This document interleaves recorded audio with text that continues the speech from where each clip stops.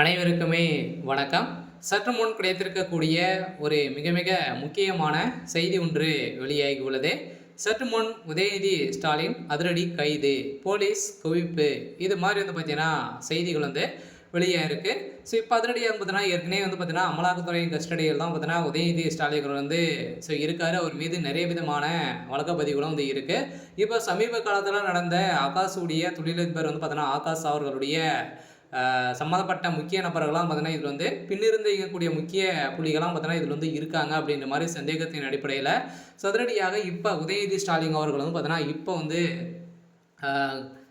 அமலாக்கத்துறை கஸ்டடிக்கு வரணும் அப்படின்ற மாதிரி ஒரு தகவல் வெளியே சில உதயநிதி ஸ்டாலின் அவர்கள் கைது செய்யப்பட போறாரா அப்படின்ற மாதிரி நிறைய எதிர்பார்ப்புகள் இருந்திருக்கக்கூடிய நிலையில இப்போ திமுகவில் முக்கிய பொறுப்பில் இருக்கக்கூடிய உதயநிதி ஸ்டாலின் அவர்கள் இப்போ கைது செய்யப்படலாம் அப்படின்ற மாதிரியும் ஒரு தகவல் வெளியே இருக்கு.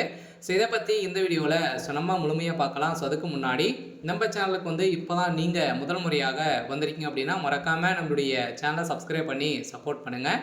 ஸோ வாங்க வீடியோக்குள்ளே போகலாம்.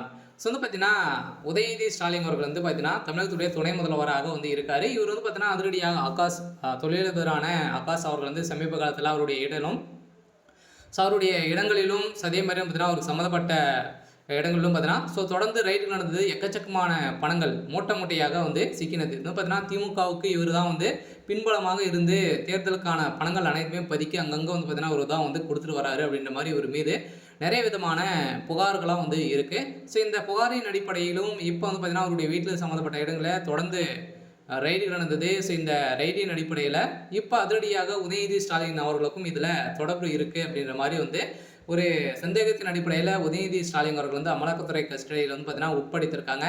ஸோ இதன் அடிப்படையில் தான் இப்போ உதயநிதிக்கு ஒரு மிகப்பெரிய சிக்கல் வந்திருக்கு. சில உதயநிதி ஸ்டாலின் அவர்கள் டெல்லிக்கு தூக்கி சென்றதாகவும் டெல்லி சிறையில் அடைக்கப்பட போகிறதாகவும் பார்த்தீங்கன்னா இப்போ ஒரு தகவல் வெளியாக இருக்குது. சில உதயநிதி ஸ்டாலின் அவர்கள் பார்த்தீங்கன்னா டெல்லிக்கு தூக்குனாங்க அப்படின்னா உதயநிதியுடைய கதை ஒட்டுமொத்தமாக முடிய போகுது. இப்போ கரூர் வழக்கின் மூலமாக திமுக ஒரு மிகப்பெரிய சம்பவம் நடந்துட்டு இருக்கு.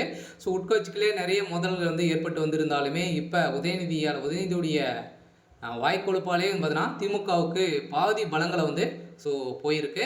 ஸோ இதனோட பேர் தான் இப்போ இன்று காலை சென்னையில் அதிரடியாக உதயநிதி ஸ்டாலின் கைது செய்யப்படலாம் அப்படின்ற மாதிரி போலீஸ் குவிக்கப்பட்டிருக்காங்க.